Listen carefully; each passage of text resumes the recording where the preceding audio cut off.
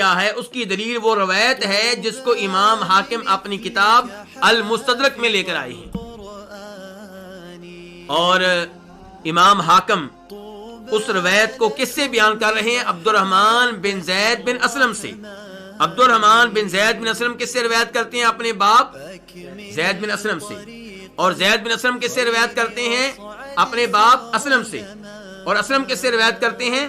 جناب عمر فاروق رضی اللہ تعالیٰ عنہ سے، کہ جناب عمر فاروق کہتے ہیں کہ جب آدم علیہ السلام سے غلطی ہوئی تو انہوں نے اللہ رب العزت سے دعا کی، اللہ رب العزت کو پکارا اور کیا کہا؟ یا ربی اسألک بحق محمد، اے اللہ میں تجھ سے سوال کرتا ہوں محمد کے حق سے، کیا سوال کرتا ہوں؟ کہ تو مجھے معاف کر دے۔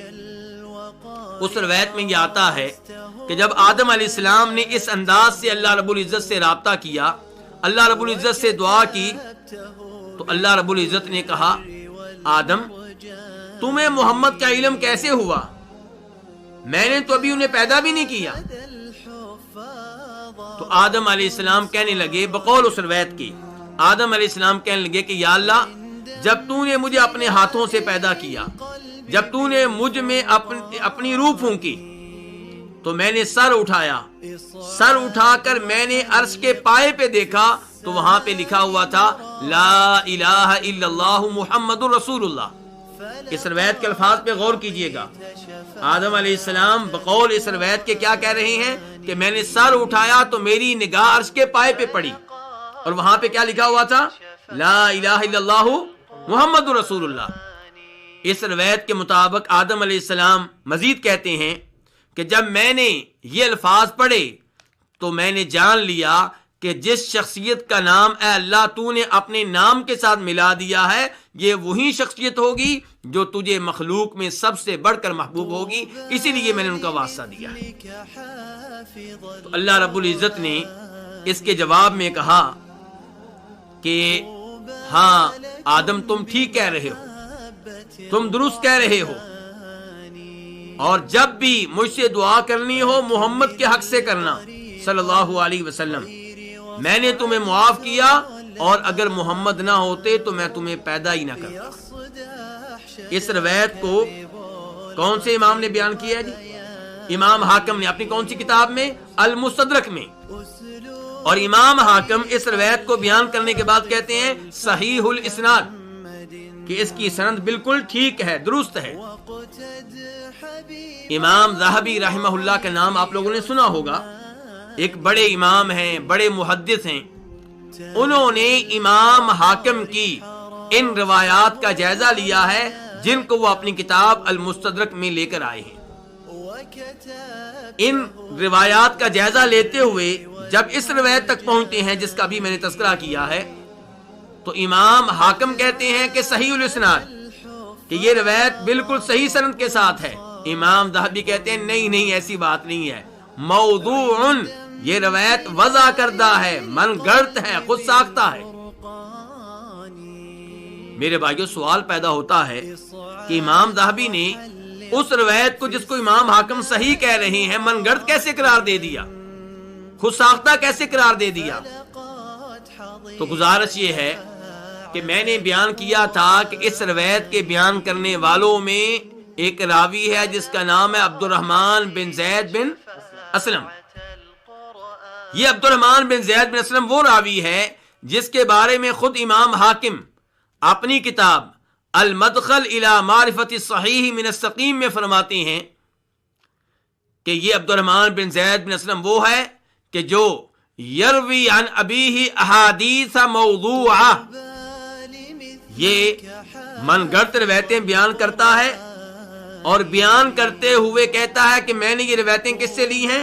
اپنے والد سے لی ہیں۔ امام حاکم کہتے ہیں کہ وہ لوگ جو فن حدیث کے ماہر ہیں اگر وہ ان روایات پہ غور و فکر کریں جن کو یہ اپنے باپ سے بیان کرتا ہے تو آپ کو معلوم ہوگا کہ ان میں سے جو من گڑت روایات ہیں انہیں گھڑنے کی ذمہ داری اسی پہ عائد ہوتی ہے، کسی اور پہ نہیں۔ جن کے ان روایات کو گھڑنے والا، انہیں اپنے گھر میں بیٹھ کر ترتیب دینے والا اور پھر نبی علیہ الصلوۃ والسلام کی طرف منسوب کرنے والا کون ہے؟ عبد الرحمن بن زید بن اسلم ہے۔ یہ کون کہہ رہے ہیں؟ یہ خود امام حاکم کہہ رہے ہیں۔ تو خود امام حاکم کے ان الفاظ سے پتہ چلا کہ عبد الرحمن بن زید بن اسلم اپنے باپ سے من گھڑت روایتیں بیان کرتا ہے، اور یہ روایت جس میں آیا ہے کہ آدم علیہ السلام نے توبہ کرتے ہوئے اللہ تعالیٰ کو واسطہ دیا تھا ہمارے نبی جناب محمد صلی اللہ علیہ وسلم کے حق کا، اس کا راوی کون؟ عبد الرحمن بن زید بن اسلم، اور کس سے روایت کر رہا؟ اپنے باپ سے۔ تو اس لیے صحیح بات یہ ہے کہ روایت من گھڑت ہے، خود ساختہ ہے، نبی علیہ الصلوۃ والسلام سے ثابت نہیں ہے، جبکہ ہمارے پاس قرآن کی آیت موجود ہے۔ قرآن پاک کی آیت سے بہتر تفسیر کیا ہوگی؟ اللہ تعالیٰ سورہ اعراف میں خود بیان کر رہے ہیں کہ آدم علیہ السلام اور اماں حوا نے یہ الفاظ کہے تھے، ربنا ظلمنا انفسنا وان لم تغفر لنا وترحمنا لنکونن من الخاسرین۔ ان الفاظ کے ذریعے انہوں نے اللہ رب العزت سے توبہ کا سوال کیا تھا، توبہ کی درخواست کی تھی۔ اور یہ روایت جس میں دعویٰ کیا گیا ہے کہ آدم علیہ السلام نے اللہ رب العزت کو ہمارے نبی کے حق کا واسطہ دیا تھا، یہ ثابت نہیں ہے، اور اللہ رب العزت کو مخلوق میں سے کسی کا واسطہ دینا، کسی کی جا کا، کسی کی ذات کا، کسی کے حق کا، یہ قرآن و حدیث سے ثابت نہیں ہے۔ امام ابو حنیفہ رحمہ اللہ کا عقیدہ بھی اس کے مطابق نہیں ہے، بلکہ پرانے حنفی علماء کرام نے جو کتب لکھی ہیں ان میں اس عقیدے کی صراحت موجود ہے کہ اللہ رب العزت کو کسی مخلوق کے حق کا واسطہ دینا درست نہیں ہے، کسی نبی کے حق کا واسطہ دینا درست نہیں ہے، کسی ولی کے حق کا واسطہ دینا درست نہیں ہے۔ کیوں؟ علماء احناف لکھتے ہیں اس لیے کہ مخلوق کا اللہ پہ کوئی حق نہیں ہے۔ تو قرآن و حدیث سے بھی عقیدہ ثابت نہیں ہوتا کہ آپ اللہ تعالیٰ کو مخلوق میں سے کسی کا واسطہ دیں، یا مخلوق کی کسی عزت کا، جا کا، مقام کا واسطہ دیں۔ اور یہ پرانے حنفی علماء کرام ان کی تصریحات کے بھی خلاف ہے، ان کی تعلیمات کے بھی خلاف ہے۔ اللہ تعالیٰ کو دعا میں واسطہ دینا ہو تو کس چیز کا واسطہ دیں؟ اللہ کے ناموں کا، اللہ کی صفات کا۔ وَلِلَّهِ الْأَسْمَاءُ الْحُسْنَى فَادْعُوهُ بِهَا، یہ عقیدہ قرآن و حدیث کی کئی نصوص سے ثابت ہے۔ اللہ تعالیٰ کو واسطہ دینا ہو تو کس چیز کا واسطہ دیں؟ اللہ تعالیٰ کو اپنے نیک عمل کا واسطہ دیں، جیسا کہ انہوں نے واسطہ دیا تھا جو 3 آدمی غار میں پھنس گئے تھے، اور ان کے بارے میں روایت بخاری شریف میں موجود ہے۔ ہمارے نبی صلی اللہ علیہ وسلم نے بیان کیا ہے کہ ان کو نجات کیسے ملی تھی، جب انہوں نے اللہ تعالیٰ کو اپنے اپنے نیک اعمال کے واسطے دیے تھے۔ اللہ تعالیٰ سے دعا کرتے ہوئے اللہ تعالیٰ سے اپنی درخواست منظور کروانے کے لیے آپ کسی زندہ آدمی کی دعا کو بھی وسیلہ بنا سکتے ہیں۔ زندہ آدمی سے یہ کہنا کہ آپ میرے لیے دعا کریں، یہ اس کی ذات کا وسیلہ نہیں ہوگا، یہ اس کی جا کا وسیلہ نہیں ہوگا، یہ وسیلہ ہوگا اس کی دعا کا کہ وہ آپ کے لیے دعا کرے، جیسا کہ صحابہ کرام رضوان اللہ علیہم اجمعین ہمارے نبی علیہ الصلوۃ والسلام سے دعائیں کرایا کرتے تھے، اور آپ ان کے لیے دعا کیا کرتے تھے، تو وہ آپ کی دعا کو وسیلہ اور واسطہ بناتے تھے۔ لیکن ایسا کبھی نہیں ہوا کہ آپ کے فوت ہو جانے کے بعد انہوں نے اللہ سے کہا ہو کہ اللہ ہماری دعا قبول فرما، اپنے نبی کے وسیلے سے، ان کے صدقے سے، ان کے حق سے، ان کی جا کے حق سے۔ ایسا کچھ بھی قرآن و حدیث سے ثابت نہیں ہے۔ اگر کوئی ایسی بات بیان کی جاتی ہے تو وہ ضعیف روایت میں آئی ہوگی، قرآن و حدیث سے ثابت نہیں ہوگی، یا پھر ایسی روایت ہوگی جو درست ہوگی لیکن اس میں وہ عقیدہ نہیں ہوگا جو بیان کیا جا رہا ہوگا۔ تو خلاصہ کلام یہ ہے کہ فتلقى آدم من ربه کلمات، جن کلمات کے ذریعے آدم علیہ السلام نے اللہ سے توبہ کی، کون سے کلمات تھے؟ ربنا ظلمنا انفسنا۔ اور آپ ایک اور بات نوٹ کریں گے، یہاں پہ اللہ تعالیٰ کہہ رہے ہیں آدم علیہ السلام نے یہ کلمات اپنے رب سے لیے، اپنے رب سے لیے، حاصل کیے، سیکھے۔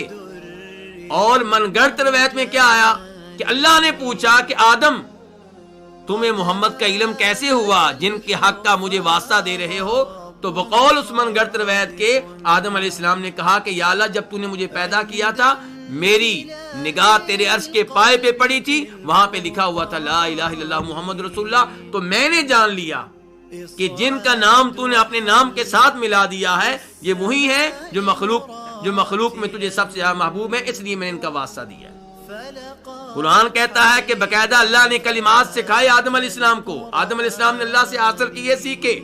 من گھڑت روایت کیا کہتی ہے کہ آدم علیہ السلام نے خود اجتہاد کیا، خود انہوں نے جب عرش کے پائے پہ یہ الفاظ دیکھے تو سوچا کہ مجھے جناب محمد کے حق کا واسطہ دینا چاہیے، اور جب دیا تو اللہ نے پوچھا کہ تمہیں یہ چیز کہاں سے معلوم ہوئی، محمد کے بارے میں تمہیں علم کہاں سے ہوا صلی اللہ علیہ وسلم۔ تو وہ من گھڑت روایت قرآن کے عقیدے کے خلاف ہے، قرآنی معلومات کے خلاف ہے۔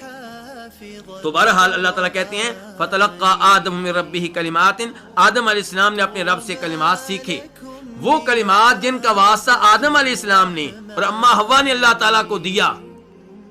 تو ان میں دیکھیں آدم علیہ السلام اللہ تعالیٰ کو پکارتے ہوئے، اللہ کو راضی کرتے ہوئے، اللہ سے توبہ کرتے ہوئے، اللہ سے دعا کرتے ہوئے کس چیز کو وسیلہ بنا رہے ہیں؟ نمبر ایک، اللہ کی ربوبیت کو، ربنا، اے ہمارے رب، یعنی کہ میری دعا، ہماری دعا اللہ اس لیے قبول فرما کہ تو ہمارا رب ہے، تو ہمارا خالق ہے، مالک ہے، رازق ہے، مدبر ہے۔ اور اس کے بعد کیا کہتے ہیں؟ ظلمنا انفسنا، کہ اے ہمارے رب ہم اپنے اوپر ظلم کر بیٹھے ہیں، یعنی کہ اپنے گناہ کے اعتراف کو دعا میں وسیلہ بنا رہے ہیں کہ ہم مانتے ہیں یا اللہ ہم سے غلطی ہو گئی، یا اللہ ہم مانتے ہیں کہ ہم ظلم کر بیٹھے۔ اور پھر یہ کہا کہ اللہ اگر تو نے معاف نہ کیا، تو نے رحم نہ کیا تو ہم تو نقصان میں رہیں گے، خسارے میں رہیں گے، گھاٹے میں رہیں گے۔ اپنی بے بسی کو، اپنی کمزوری کو اللہ تعالیٰ کے ہاں وسیلہ بنایا جا رہا ہے، جیسے موسیٰ علیہ السلام نے کہا تھا ربی انی لما انزلت الی من خیر فقیر، یا اللہ میں محتاج ہوں، تیری خیر کا محتاج ہوں، تو میرے اوپر خیر نازل کرے، میں اس کا محتاج ہوں۔ تو اپنی کمزوری کو اللہ رب العزت کے ہاں وسیلہ بنایا جا رہا ہے۔ تو یہ انداز اختیار کیا ہے آدم علیہ السلام نے اور اما حوا نے، تو اللہ تعالیٰ سے ان الفاظ کے ذریعے انہوں نے توبہ کی ہے۔